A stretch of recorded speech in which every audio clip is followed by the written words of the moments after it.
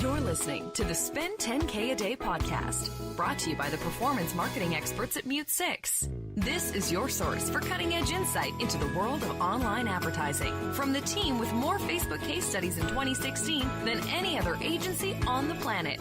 Here are your hosts, Steve Wise and Stuart Anderson. Welcome back to the Spend 10K a Day podcast. I'm Stuart Anderson. Steve Weiss is with me as always. Today we're talking Instagram engagement audiences, an exciting new feature to your Facebook ad campaigns. Steve, talk to me about this awesome new feature. So there's a lot of brands out there that generate an insane amount of engagement on Instagram. They're always like, how do I monetize this engagement? How do I use this to build better audiences on Facebook and leverage Facebook ads? So Facebook came out with a pretty cool feature, Facebook and Instagram, should I say, that allows you to create custom audiences around your engagers on Instagram. This is particularly good for brands that target the younger demographic. Obviously, Instagram tends to sway a little bit younger, so this is really good for those types of brands that really want to build intelligent audiences around the younger demographic. So how it works is you have the opportunity inside of Power Editor to build an audience around engagers on Instagram. Then obviously out of that audience, you could build a lookalike, look like 1%, look like 10% around the Instagram engager audiences.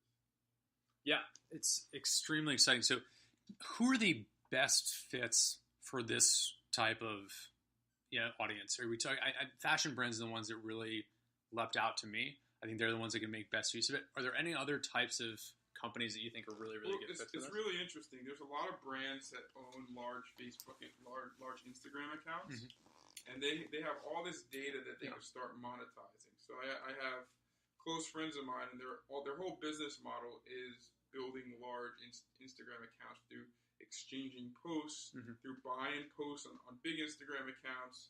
So finally now you can leverage all the work that you've done in building large Instagram accounts to leverage in paid acquisition. And I think this is huge because kind of the merging of the two. A lot of big brands have been built on influencer, literally.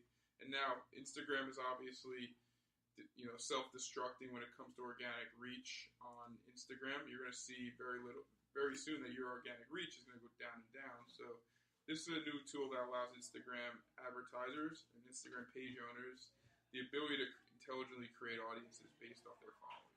Yeah. I mean, it's really, as you said, a necessity given the changes, just like Facebook went through a few years ago, of the decline of organic reach for accounts. People need more tools to reach people, and this sounds like a really, really good one. I mean, obviously, people who are really heavily engaged with your account, your page, they're probably going to be likely buyers, especially if your company's selling products. Yep, totally. And another thing that I mentioned a while back in one of my talks was making your content that you produce for Facebook ads look similar or blend into the content that you produce on Facebook or Instagram. So if you're running Instagram, let's talk Instagram ads for a second. If you have a page on Instagram, you're already producing a lot of great content for your brand. It's very important to align your organic content strategy with your paid strategy when it comes to content creation. So you really want to focus on making the videos, the direct response videos, look similar to the content you're already creating on Instagram. And I feel like a lot of brands, they just kind of close their eyes and create videos hoping to drive acquisition, when it's really important to really make sure that looks similar to the content you're already creating. Yeah.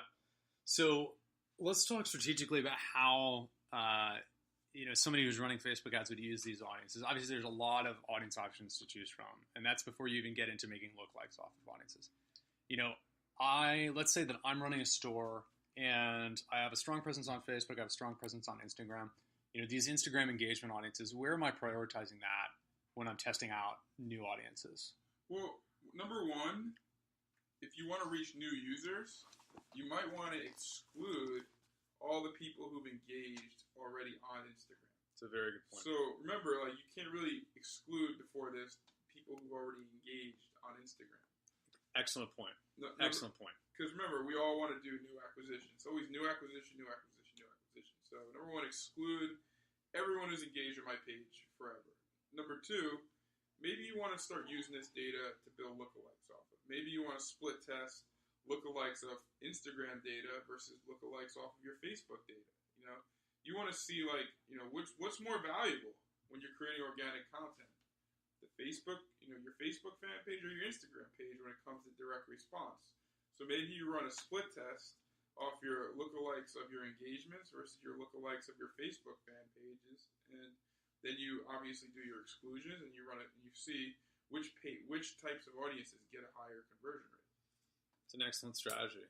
Yeah, I mean, I think there's just so many opportunities with this, given the growth of Instagram and how well suited it is for so many of these e-commerce companies out there. Instagram is growing, and I think companies are starting to see that you can't sell the same way you sell on Facebook that you sell on Instagram. You have to really put the time and the effort into creating native content for Instagram. And I think these tools that Facebook is starting to give you, very soon you're going to have, obviously, shoppable Instagram is going to be out to everyone very soon. So every product uploaded could be matched to a product feed. That's really awesome. I mean, the team at Instagram is really doing an amazing job of, continuously iterating, making the experience of marketing your business even that much easier. Yeah. I mean, so what would your top 3 tips be for somebody who is looking to make best use of these new Instagram engagement audiences? What are the 3 most important things that somebody should remember? Number one, new acquisition campaigns you run, exclude your Instagram engagers. Number 2, build lookalikes off them and maybe split test them against your Facebook engager audiences to see how you should do your content strategy. Should it be more focused on Instagram or Facebook? Number 3, run general lookalike campaigns, and also number 4, run specific discounts to people who've engaged on Instagram. I love that. Any other tips for people looking to jump head first into Instagram engagement audiences? Q4 is coming around. Highly recommend to start testing it out now before prices on the auction skyrocket. So jumping on this really quickly would probably be advantageous for you because very soon, the auction's going to get crazy. So I'd say, and I hate to say that because I tell everyone that, but start doing your testing now so you're prepared for Q4. Yeah, you don't want to be testing in November. No one wants to test in November. Awesome. Well, yeah, I mean, this has been a primer on one of Facebook's newer features in their ads platform, the new Instagram engagement audiences. If you have any questions about it, you can email me or Steve. That's Stewart, Stewart, @mute6.com, or Steve, Steve, @mute6.com. We'll be happy to answer any of the questions you have about Instagram engagement audiences. And we'll be back soon with more great Facebook ads content.